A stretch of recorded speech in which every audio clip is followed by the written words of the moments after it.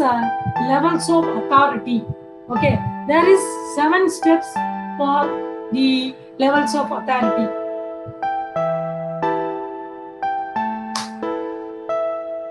What are they? First, we have to make decision as the manager. So you are framing one company. Okay, see, the aim of the company is the objective of the company is to sell more product. Okay, so what you have to do with your man-made resources and material level resources. Okay, so what you have to do, you have to make the decisions. Then sell means to convince the people about the decision. Manager is taking one decision, and later on he will convince the people who is involved in the sales.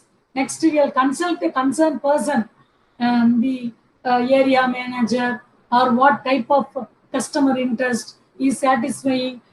These our product is satisfying. So all the things will be coming under consult.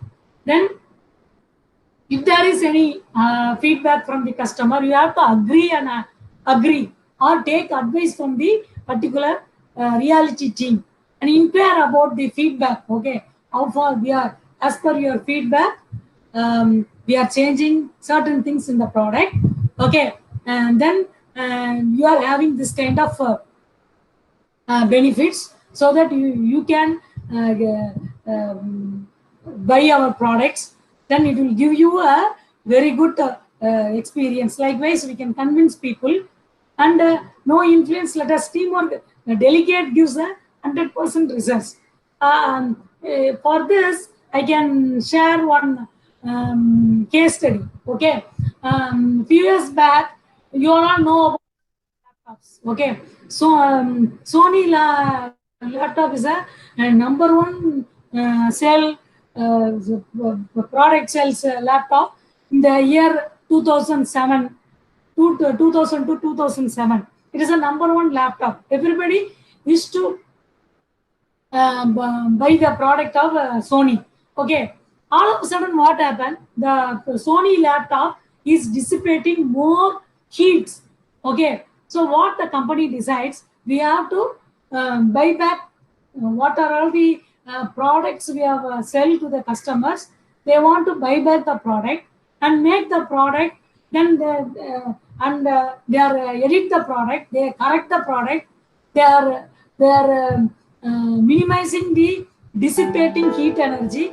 Then they are resell the product. Okay, so then that time the customer is getting certain confidence on the that Sony company, because they are taking care of customers. Okay, by getting the feedback, and okay, then resell it. Okay, so this is the power of authority. Okay, they are taking the authority of selling the product, but they have to underwent all sort of questions. Next is, this is organizational authority, that is line authority and staff authority. This is talking about what type of authority we can give to the same level people. For example, for dean level, your director is there, your dean is there, and your assistant professor are there. That is called the line authority. We can say that is the level. We have seen how many levels are there in the authority in the organization chart. Okay, for example, we have seen 5 levels in the college level organization structure. Okay, so the first level is president, after that vice president. Okay, in the vice president level, there is one line. Okay, what type of authority, what type of controlling things we are given to the particular authority. That is called line authority.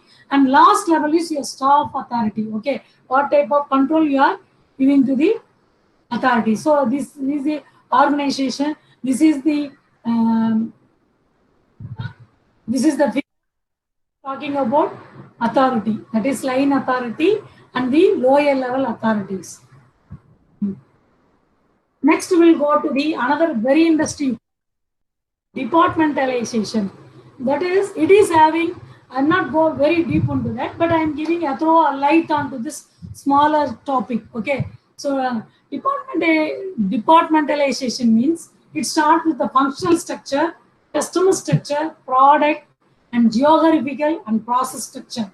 Okay, so when we are starting any organization, okay, so every department should have these kind of things. Okay, what is the purpose? Functions start about the purpose. And who are all the customers? Okay, for example, if it's an engineering college, who are all our stakeholders? Parents, students, our alumni are our customers. Okay, so the product is, of course, students are our product, and people coming from various geographical background. Okay, so we can get our customers in many geographical background. The what is the process we are doing with the our customers, that is very important. When you are doing departmentalization, these are the 5 factors we should consider. And the delegation. So delegation means they are providing certain authority to the people. We have seen many levels in the organization. Okay, then as I actually we have discussed about line authority giving. Okay, we are giving certain responsibility to the level by level people. That is for president level, vice president level, HOD level, and the operator level. Okay, what we are doing, we are just assigning certain responsibility along with the necessary authority by a superior to his subordinates. Okay, that is we are authority to people. We are giving certain responsibility to people is called delegation. Okay, it is having there is assignment of task, delegation of decision making, creation of obligation, and creation of accountability. How far they are doing with their responsibility, that makes the accountability, right? So delegation, the important point of delegation is it should give a superiority complex to the employees. So it should maintain a tight control, explore the business opportunity. These are certain important things of delegation.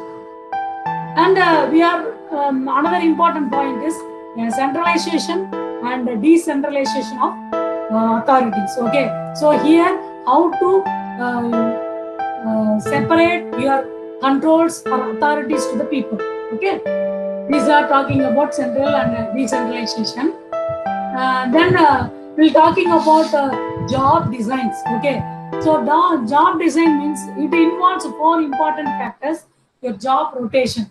Okay, so job rotation means, see, anyway the professor is there. Okay, one department, take engineering college, one professor is there.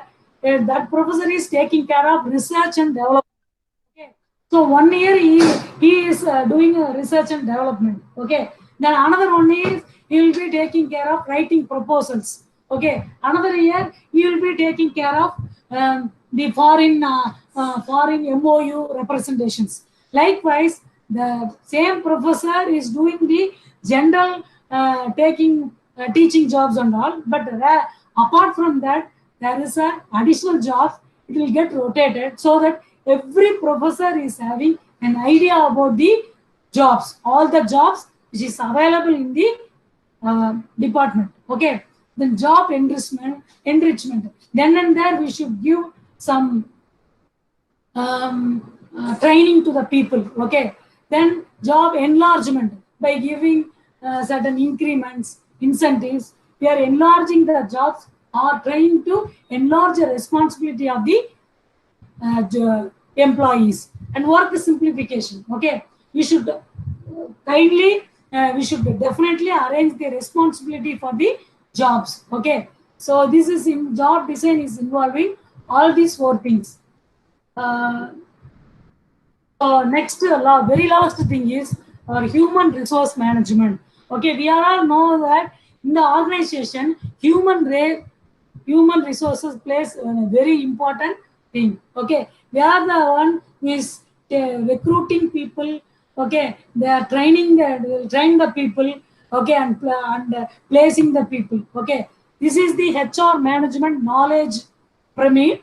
Okay, so information, then action, then it will caution, then effect. Okay, this is the HR knowledge management, and so this is the process of recruiting and selection process. Okay, so according to me, we have to recruit people, not select people.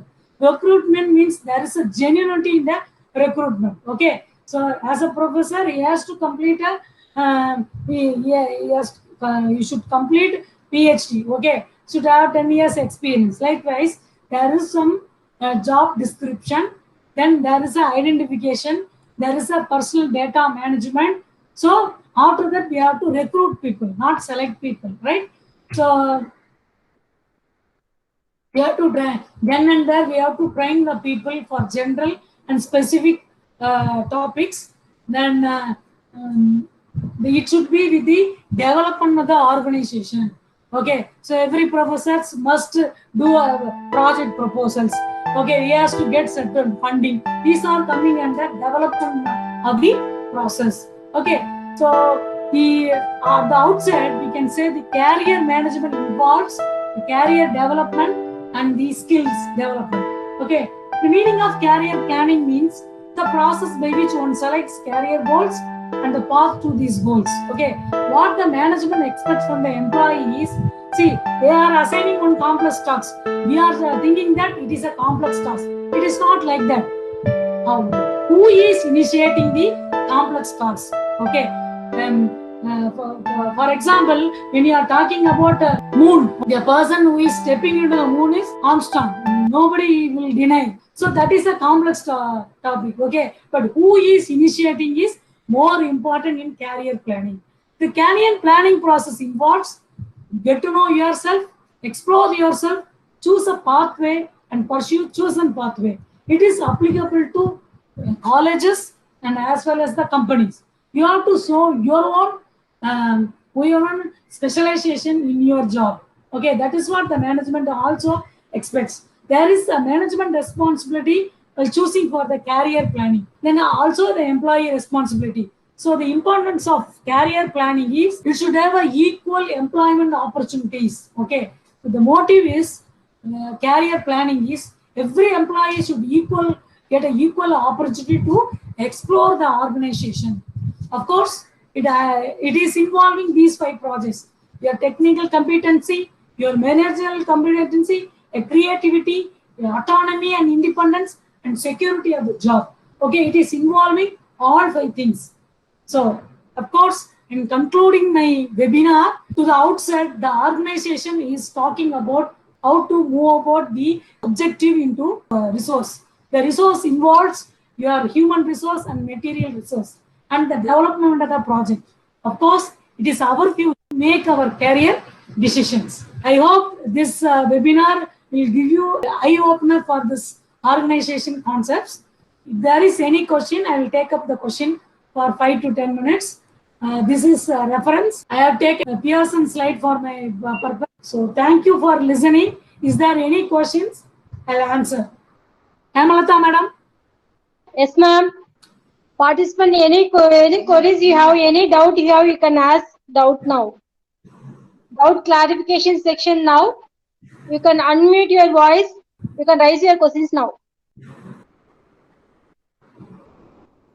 எல்லா பார்ட்டிசிபென்ட்ஸும் அமைதியா இருக்கணும், புரிஞ்சிருக்கணும். No queries in the chat box, madam. Okay, there is a question.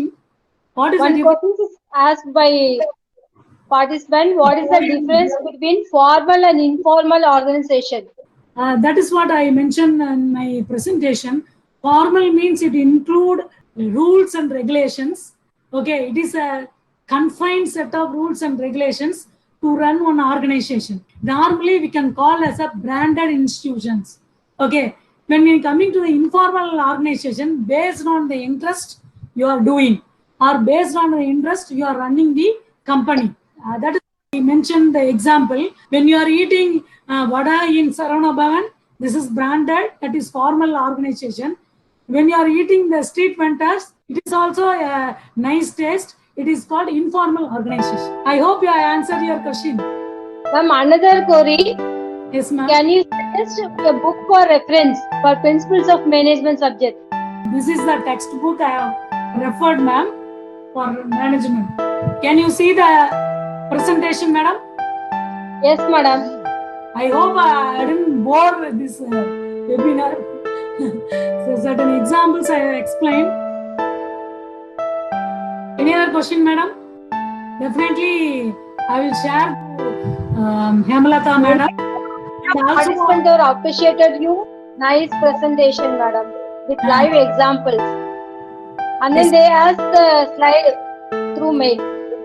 one more question from Mr. Uday Kumar. Can I take arrange systematically Systematically class in groups informal as organization? word in small organization. If you are framing your own rules for sort of running the business, it's okay.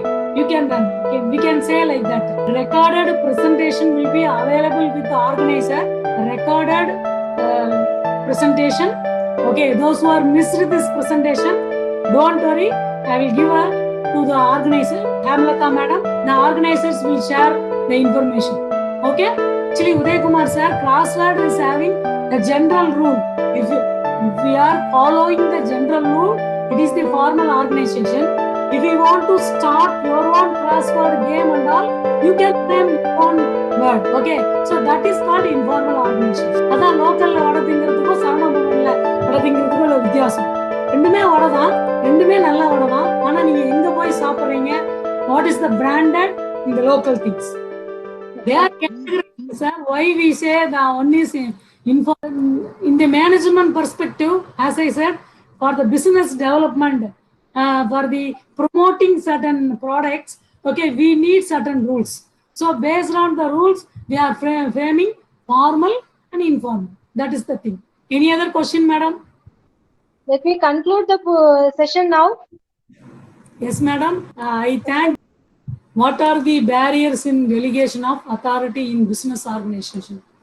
And there is a question from Joel Jabadurai, sir. What are the barriers in delegation of authority in business organization? Of course, sir, delegation means we are sharing certain control to the level. Okay. So the barrier means security. Again, authenticity. How far we are, how far the particular person is very confident in moving with the business. For example, in other words, when I am talking about my business, I am sharing certain secret information about my organization to the my next level person. Okay, I don't know what type of person he is. Okay, whether he is maintaining the authenticity or not. So these are the things I am considering as a barrier to the delegation of authority. Is politics and management are same? Yes. If you are managing things, whether it is a politics or running the company, all are same. Okay. The ultimate aim is how to manage people. What is politics is all about? Managing people. Managing people, focusing your concept. Okay. If you know how to attract people, how to manage people, then it is, of course, politics is same as management. Yeah. In other words, you know how to manage people, then success is yours. Thank you for the comments. I thank the wonderful audience for keeping patience. Definitely the organizers, Dr. Hemalata madam, will share you the feedback form. I conclude this session. Thank the Panimalar Institute of Technology Management and Dr. Hemalata, Professor, Panimalar Institute of Technology, CSE Department, for giving me the opportunity to deliver the topic. Thank you, Dr. Hemalata madam. Thank you, ma'am. Thank you, audience. Thank you for the session. Thank you, the Almighty, for this successful completion of the session. Thank you, madam. Your session, madam, now. Ma'am, thank you, ma'am. You have given nice presentation. Everyone is easily able to understand what is the point behind on the organization. I thank participants.